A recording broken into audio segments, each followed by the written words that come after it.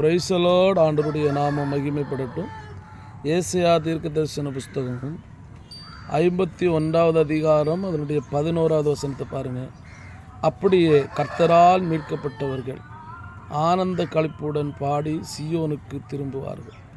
பாருங்கள், இங்கே பாருங்களேன், கர்த்தரால் மீட்கப்பட்டவர் என்று சொல்லப்பட்டிருக்கிறது.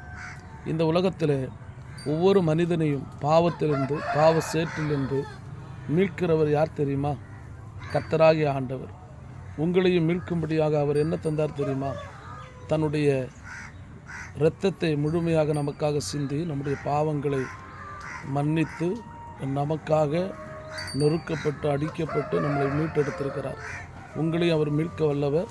வேறு எங்கே போனாலும் மீட்பு இல்லை. இயேசுவால் அன்றி வேறு ஒருவராலையும் உங்களை மீட்க முடியாது. அவரே இரட்சகர்.